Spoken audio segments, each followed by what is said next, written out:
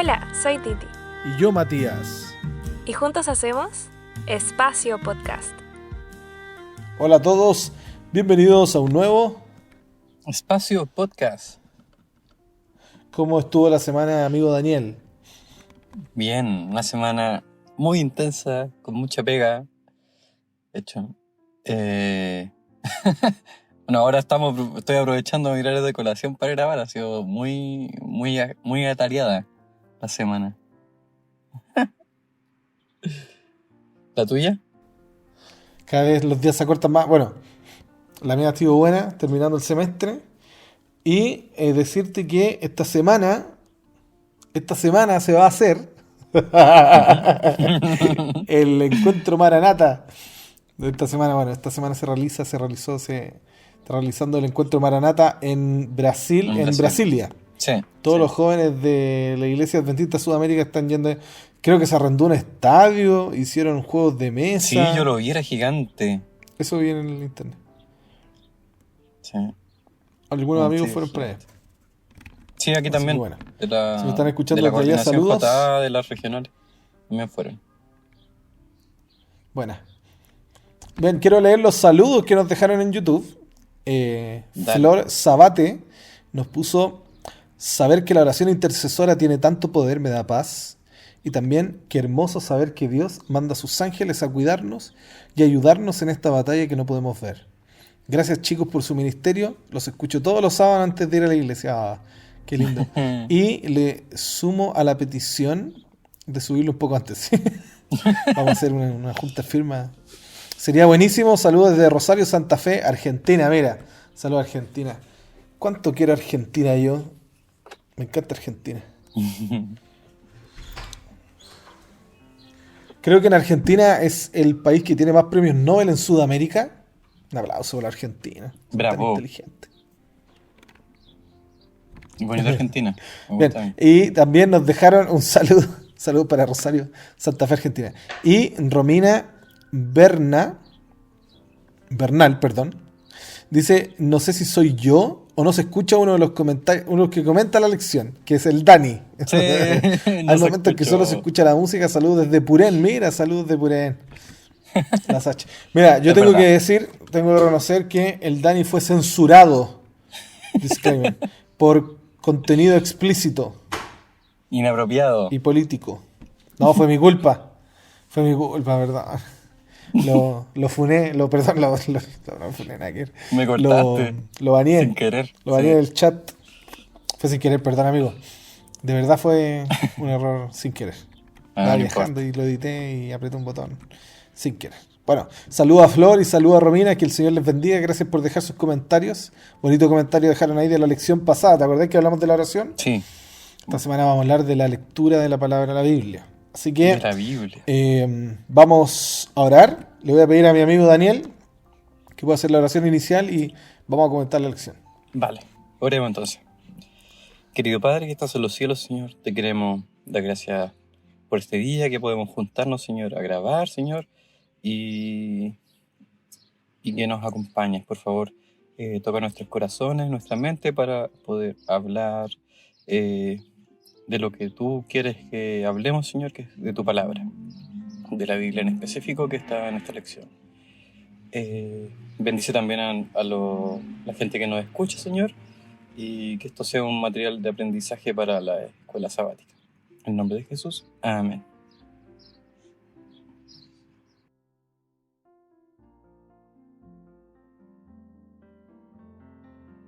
Muy bien, vamos a comentar la lección de esta semana.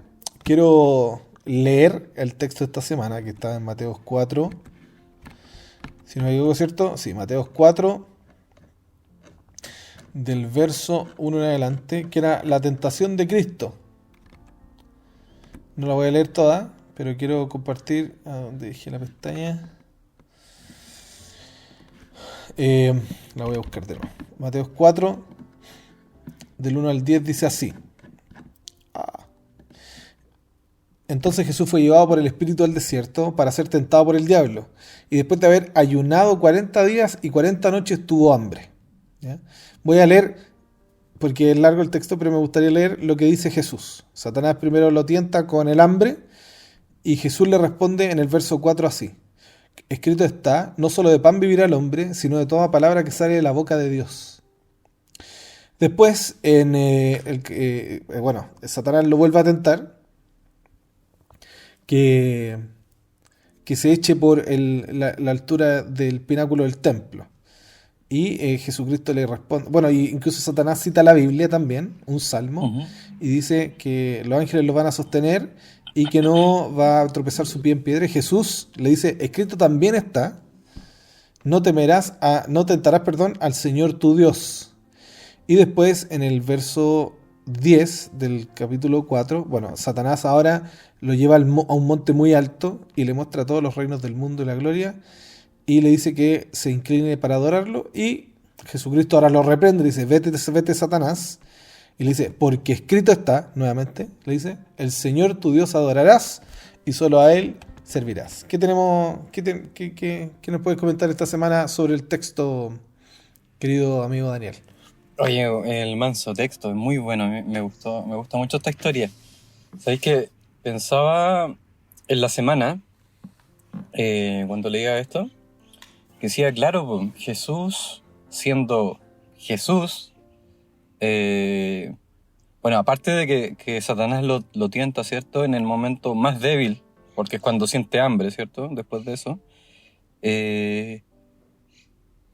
Jesús rebate todos los argumentos, incluso bíblicos, ¿cierto?, de Satanás, con la misma Biblia. Y no con su opinión en sí, sino que con la misma Biblia, que es la misma Biblia que tenemos nosotros, ¿cachai? O sea, el mismo conocimiento que usa Jesús para rebatir a Satanás es el conocimiento que tenemos ahora en el teléfono, en las mismas Biblias, que hay Biblias por montones ahora, o sea, donde vayas hay una Biblia. Ese mismo conocimiento es con el que rebate. Eso me parece muy bacán. ¿Qué más? Y me encanta, oye, hay algo que es muy interesante que también me pasa cuando hablamos nosotros. A veces con el Mati hablamos harto y nos ayudamos de repente, tenemos conversaciones así más teológicas para armar ciertos temas y cosas así. Y a mí me encanta cuando encontramos referencias que se dicen en el Nuevo Testamento, hace referencia al Antiguo Testamento, y cuando en la segunda tentación, ¿cierto? Cuando lo tienta de saltar del pináculo del templo, el Satanás le dice que los ángeles lo iban a proteger, por cierto, y hace una referencia a Salmos 91, si no me equivoco, que es cuando habla de habitar bajo la sombra del Omnipotente. Entonces, al final distorsiona el versículo, porque Jesús le responde que no tentará a Dios, ¿cierto? Pero es por algo, porque el versículo estaba distorsionado. Porque en sí el versículo cuando habla de los ángeles que lo van a rescatar sobre sus manos, chuta, están pasando los carabineros. Es que se escuchó todo. Que estoy al lado de la calle. Ya, volviendo. Cuando habla sobre que los ángeles lo van a rescatar, ¿cierto? Habla sobre la gente que habita bajo la sombra del Altísimo, o sea que es gente que está caminando por los caminos que marca Dios, y esos caminos son los que habilitan a Dios a protegerte, ¿cachai? Porque si tú te alejas de los caminos de Dios, que también lo dice Elena cuando habla del camino estrecho y del camino angosto, que cuando uno se va alejando, ¿cierto?, del Señor, el Señor no puede acceder a mantener esa protección por el final. Entonces esa es la distorsión que hace Satanás, que Dios nos protege efectivamente en sus caminos. Bueno, tengo mucho que decir, ¿ya? Lo sabemos. Pero voy a intentar de ser conciso. Lo primero, porque la lección está enfatizando qué es la palabra y el poder de esta, ¿ya? Es lo que pasa en esta acción, ¿no? En este acto de de Jesús contra Satanás en el desierto. Todo esto, un dato curioso que me gusta mucho, es que John Milton, cuando escribe El Paraíso Perdido, el primer episodio, que es El Paraíso Perdido, que es uno de mis libros favoritos, es la caída de Satanás, ¿cierto? Y la caída del hombre, que es algo muy similar a hace Doc Batchelor en su documental. La caída del hombre y la caída de Satanás, muy bueno el documental del conflicto de los siglos. Pero en el segundo después hace un libro que se llama El Paraíso Recobrado, o de Regained Paradise, algo así. Y se trata de Jesucristo en la tentación en el desierto. Ya.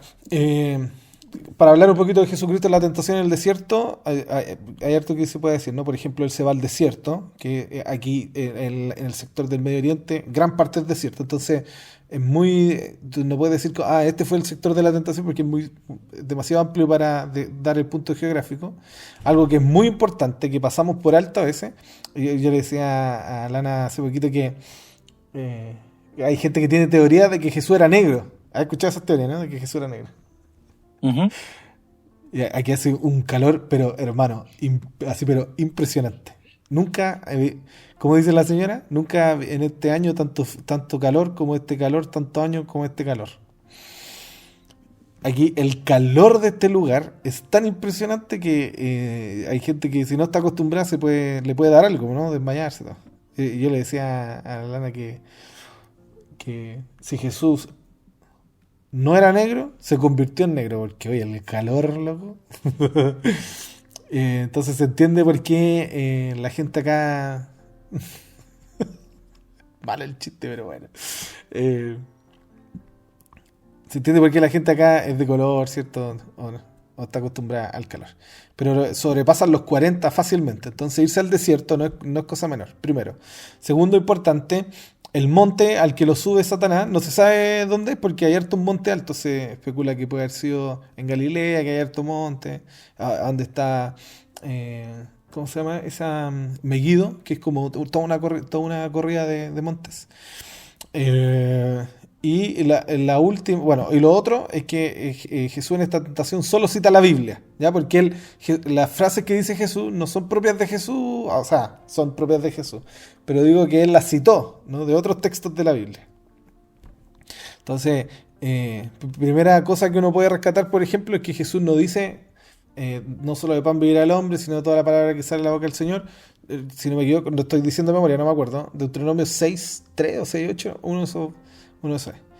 No dice como el libro, el texto, sino que él se sabe la palabra, ¿no?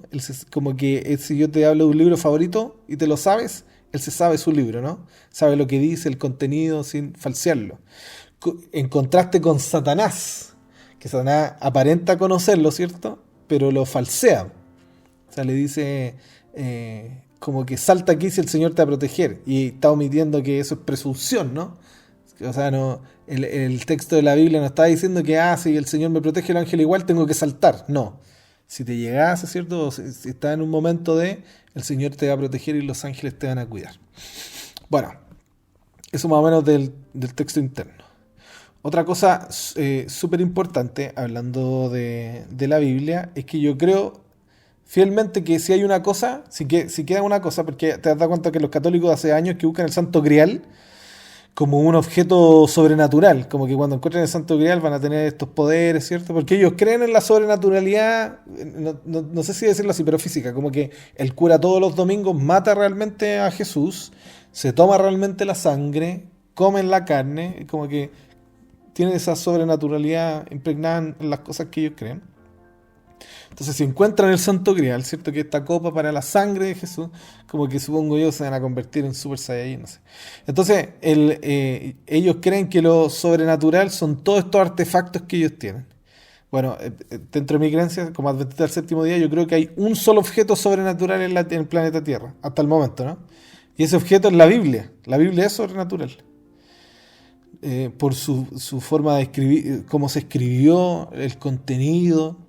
Otra cosa muy importante que tengo que decir, y con esto yo creo que va a terminar este comentario, ¿no? Que la forma del estudio de la palabra es casi imposible encontrar, si tú quieres estudiar la Biblia, no sé, en la universidad, es casi imposible encontrar un lugar donde se estudie la Biblia de forma tradicional, ¿no? Que es sobrenatural, que fue el Espíritu Santo. ¿Por qué? Porque en la mayoría de las universidades que enseñan Biblia lo hacen de forma crítica, o sea, no creen en la sobrenaturalidad de esta ni de los milagros que hay. Pero quiero decir este ejemplo que es muy bueno. Años atrás, estoy hablando no más de 20 años atrás, hay algo en la Biblia que le dicen los críticos los dúplex, que es cuando tú estás leyendo, por ejemplo, Jeremías, y Jeremías dice, no, estoy preso, y me metieron preso, y me fui a la cárcel. Entonces dice después, van a venir los babilonios, los Quesidim, te van a conquistar, no sé qué. Y después en el siguiente versículo dice otra vez, y estoy preso, y me metieron preso, y estoy en la cárcel. Entonces los críticos dicen, ¿qué pasa con el autor? ¿Por qué escribe así? Es muy extraño, es muy raro. Entonces, bueno, este es un ejemplo, pero ¿qué pasó hace alrededor de 20 años? Digamos, no sé si un poquito más. Los Biblical Scholars, las personas que estudian la Biblia, se dieron cuenta que existen estas figuras llamadas quiasmos en la Biblia. Que hay una estructura en el escrito. Que no es como. Hay repeticiones, pero no son así casuales. Alguien las puso. Alguien quiso poner el quiasmo en la estructura, porque se conocían los quiasmos como los versículos, ¿no? En el Salmo, en los salmos hay hartos quiasmos. Pero se encuentran esto, digamos, hace, bueno, más de 20 años, no sé. Pero mira lo que pasa con esto. Cuando encuentran los quiasmos, se dan cuenta de que ahora la Biblia, el que escribió la Biblia, no cometía errores, sino que tenía una mente privilegiada al escribir esta estructura. Uh-huh. Y quiero decir esto. Para encontrar esos quiasmos, no fue necesario que la persona que lo encontró... Mati, explica qué es un quiasmo, cuál es la estructura del quiasmo. Sí. Un quiasmo es se llama figura retórica, que es como, digamos, un texto de 5 versículos que parte con la idea, por ejemplo, dice, Dios es el Dios del cielo. Y la última idea de los 5 versos, o sea, el quinto verso también dice, Dios es el Dios de los cielos. El segundo verso va a decir, Dios también es el Dios de la tierra. El cuarto verso, o sea, el penúltimo, va a decir también, Dios es el Dios de la tierra. Y el del medio va a decir, el versículo tercero, que es el del medio, va a decir, Dios es el Dios de todo. ¿Ya? Eso es un quiasmo. Se repite la primera idea al final. Entonces, ¿qué quería decir con esto? Que no era necesario tener un doctorado para fijarse en los quiasmos en la estructura. No era necesario. Tú solo con un conocimiento de la Biblia, o sea, un conocimiento de corazón, o sea, que conoces de verdad la Biblia, la vas a encontrar. Ni siquiera necesitas saberla en hebreo para descubrir el quiasmo, puedes verlo en tu revisión, en tu traducción. Entonces, ¿qué quiero decir con todo esto? Primero, como Jesucristo lo demuestra, un conocimiento profundo de la palabra te protege, porque la Biblia es sobrenatural. Conocimiento profundo de la palabra demuestra cosas que las personas que pueden estudiar 1000 años sin creer en la sobrenatural lo van a encontrar. Porque la Biblia es sobrenatural y da eso, ¿no? Que es lo que cree Daniel, pues. Daniel dice, mira, hay cosas ocultas para todos, pero hay un Dios en el cielo que revela esas cosas. Bien, nos vamos a ver a la siguiente parte del estudio y vamos a comentar un poquito, quizá algún testimonio. Incluso me gustaría, si pueden, ¿cierto? Las personas que nos escuchan de, no sé, de Argentina, de Chile, puedan dejarnos un testimonio. Me gustaría leer algún testimonio. Quiero contar mi testimonio y después le voy a pedir al Dani si... Yo sé que tiene, pero se acuerda. Puede ser hasta con el camino a Cristo, que al Dani le gusta esto. Y cuando yo no era de la iglesia, estoy hablando hace 15 años, no sé. Llevo como 15 años en la iglesia. Yo estaba en una banda de metal satánico. Entonces, yo era el vocalista y estuve como 5 años. Y cuando a mí me preguntaban de la Biblia, de Dios, yo no quería saber absolutamente nada, no me interesaba. Pero siempre recuerdo que el día que un caballero estaba estudiando la Biblia, un hermano anciano, con mi mamá, la Biblia en la cocina, yo pasé, lo escuché, él me dijo, ¿por qué no estudia la Biblia con nosotros? No, le dije yo, no me interesa. Y él me pidió sentarme, por lo menos de respeto, y yo me senté, lo escuché la hora, y no me interesaba, porque uno está acostumbrado a que le da estudios bíblicos a las personas interesadas. Bueno, yo no estaba interesado. Y la siguiente semana otra vez estaba sentado yo ahí escuchándolo a él. No obstante, como al mes, yo me acuerdo que algo pasó en mí, siempre lo recuerdo en mi corazón, que me empezó a intrigar lo que decía, qué decía este estudio, si era verdad la respuesta, si tenía coherencia realmente, parece que tenía coherencia la Biblia. Y me di cuenta del poder sobrenatural, bueno, el Espíritu Santo, ¿no? Pero el poder sobrenatural que tenía de ella sobre mí, que yo era una persona que no me interesaba. No era algo como que, sí, me interesa, lo estoy buscando, sino que alguien que era una barrera, ¿cierto? Una persona que no le interesaba el Espíritu Santo, una persona como yo no pudo contra el Espíritu Santo ni el poder de la palabra. Y una de las invitaciones a los que estudian con nosotros, que utilicen ese poder, ¿no? Un poder que nos deja el Señor y que tiene esa, vamos a decirlo, esa trascendencia, ¿no? En las personas. ¿Dani? Sí. Hubo una experiencia, sí, sabes que justo ayer estuve en el GPEP, ¿cachai? Como toda la semana. Y hicimos una dinámica de adivinar pasajes de la Biblia, ¿cachai? Y en qué versículo estaban. Y las dibujábamos y todo el tema, y después las adivinábamos. Y teníamos que ser precisos, po. O más o menos precisos con el capítulo o el versículo. Y sabéis que a todos nos costó. Sabéis que, por ejemplo, en una bueno, uno de los chiquillos dibujó la estatua de Nabucodonosor cuando los amigos de Daniel no se arrodillaron, ¿cierto? No adoraron la estatua. Y ya. Y bueno, preguntó, pues ya, ¿cuál es el dibujo? Todos lo identificamos, pero ninguno se acordaba. Sí, una de las chicas se acordó precisamente dónde estaba. Y yo decía, ya sé que está Daniel al principio, tiene que ser el 2 o el 3. Y dije, ya, Daniel 2 y tanto. Pero ¿sabes qué? Y me equivoqué, pues, porque el 3. Pero eso sí, porque el 2 es cuando tiene la revelación del sueño, y después pasa lo otro. Sí. Pero eso me hizo dar cuenta lo poco que leemos la palabra. O sea, porque en general todos tenemos ideas muy amplias, no sé dónde está cierta historia o a qué historia se hace referencia, pero es difícil, bueno, yo también que tengo una pésima memoria, ser preciso con los versículos. Y eso simplemente porque no leemos la palabra. Y eso me hizo caer en cuenta. Y fue justo ayer. Una experiencia. Y a casi todos nos costó harto. Unos versículos de Salmo también que salieron por ahí que eran muy rebuscados, pero no nos costó harto y era una dinámica muy simple.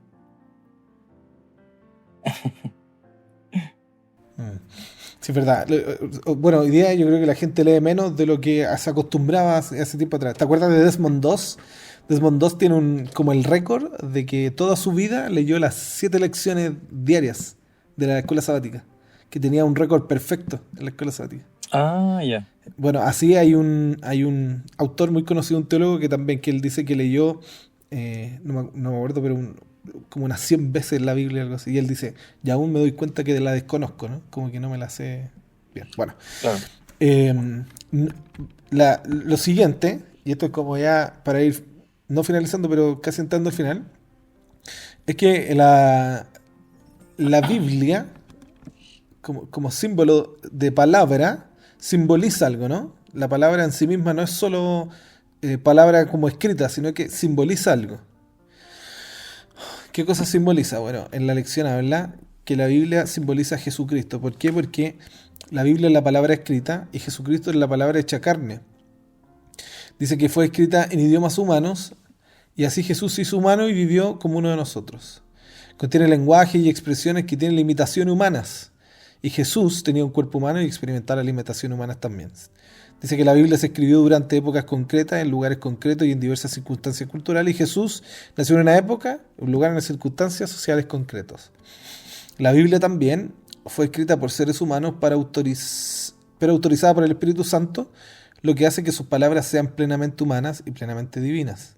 Y Jesús nació de una mujer humana, pero era el Hijo de Dios, lo que lo hace plenamente humano y plenamente divino. No solo debe entender como palabras humanas, sino también como la palabra de Dios. Y Jesucristo no solo es el Hijo del Hombre, que significa que Él era humano, sino que también era el Hijo de Dios, que significa que era divino. Yo quiero solo hacer un alcance de el hecho de que Jesucristo sea llamado en Juan 1.1 el verbo. Logos, que es la palabra en griego, no solo significa verbo, significa palabra, significa cosa, significa imagen. Eso se llaman acepciones de una palabra.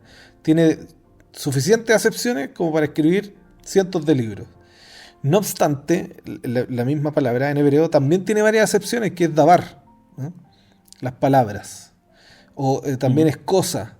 Puede ser cuando uno dice un tema, ¿cierto? Cuando uno habla de un tema. También puede ser un tema. Hartas cosas.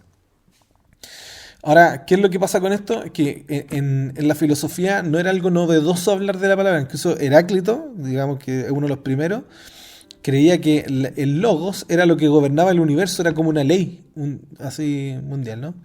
Parménides también creía que la palabra, bueno, tenía una visión un poquito diferente, pero era como la realidad, así. Esta es la única cosa que existe, la realidad, es el logos.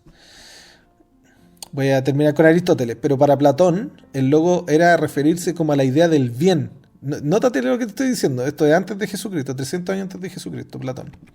Aristóteles definió que, voy a decirlo así, que el logo era como la facultad humana de la razón. Y de repente aparece este autor, no solamente con la palabra logos, con la palabra arjé, eso lo puedo hacer otro día. Pero aparece este autor llamado Juan, un hombre simple, que fue pescador, y ahora se pone a escribir un libro y dice, el logos se hizo carne.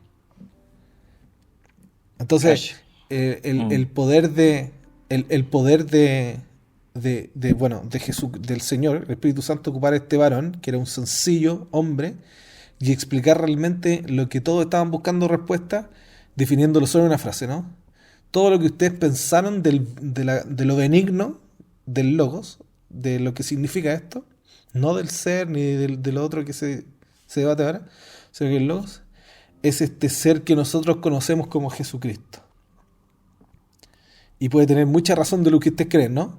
Pero esto se convirtió en carne. Y ahora ustedes lo viven. Bueno, eso es más o menos la palabra. Ahora el Dani nos va a leer una cita de Elena de White. Sí. Estoy del celo, así que voy a minimizar, buscar la lección. Oye, pero antes me quería acordar. El Dani muy así, muy de chala, muy... Es que estoy en el auto. Muy hippie. Sí, estoy en el auto, estoy muerto de calor.